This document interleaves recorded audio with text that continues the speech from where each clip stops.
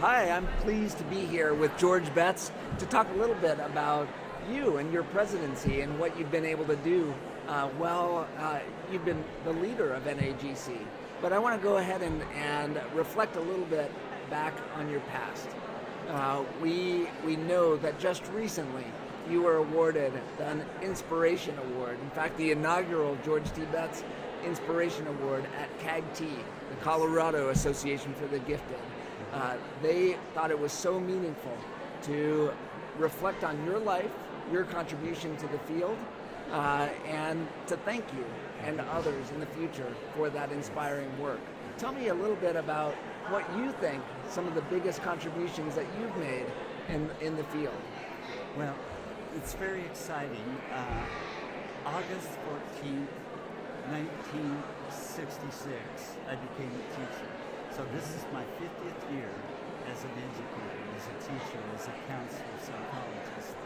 And I've had this opportunity, this journey to work middle school, high school, undergraduate, graduate, to have a summer enrichment program with children from the ages of 4 to 18 where they come and most of them live on campus. And I've been with those kids, for 35 years.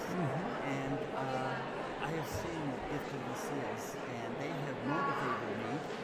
And then in terms of my academics, I was able to get my doctorate in counseling and guidance and alternative education.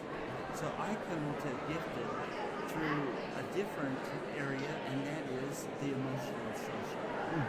And knowing that the cognitive is extremely important, but if you don't have the emotional and social needs being met, you're not going to be able to go as high with the academic needs. Yes. So one of the things that you have brought during your presidency is a focus on the whole child. Yes. And that includes both the social, emotional domains, intellectual, cognitive, even physical. Yes. Can you tell me a little bit about the physical? It's something we don't often talk about with gifted children. We don't, but it's if the physical isn't there and they're not feeling good about themselves, their body, the others will suffer. That it's that sense of this is my body, I feel good, I have the right nutrition, my health is very positive. If you have that, then you begin to move in the other domains, and that would be the social, emotional, and the cognitive. We're getting into the whole concept of wellness with kids, and when we have them, they're very young. It's that physical that we want to include, instead of thinking that's just something that they jump and play and run, but it's physical and knowing yourself, your body, and then meeting the needs of the body that you have. So being intentional about helping children develop comprehensively. Yes. We're talking about mind, body, and soul, right? Totally mind, body, and soul. And the beautiful thing in being president of the NAGC, the beautiful thing is working with you and with your staff. Thank you. And being president has been a joyful event for me because I've met all of these people, and we all are climbing the same mountain. And like our conference, there's a lot of excitement, and there's a lot of people that will go home with many new ideas, and those will be in the classroom. So we have a job and our work here at the convention to both inspire, but also to provide resources and structures and tools to then go apply in homes, schools, and communities. So that's part of the new strategic plan that came out of your leadership. Can you talk a little bit about that?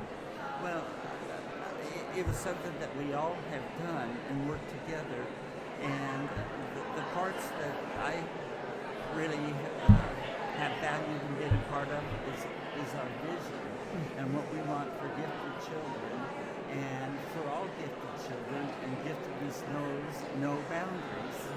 And then when we get to the mission, it's those people that will be serving our gifted kids.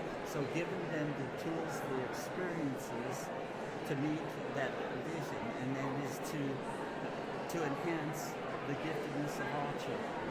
And you make a great point that it is important for educators to start helping the public and parents and others around the community understand the nature and needs of gifted and talented children.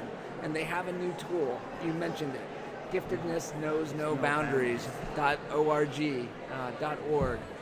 We want those people to share that, the messages that are on there, and look in the eyes of the gifted children that are represented there, who are crying out, who are pleading with the public to say, see me, teach me, understand me, and challenge me. Absolutely. So thank you for your leadership at NAGC Thank you. and for this work and getting out the message about giftedness knows no boundaries. Thank you. Thank you. Thank you.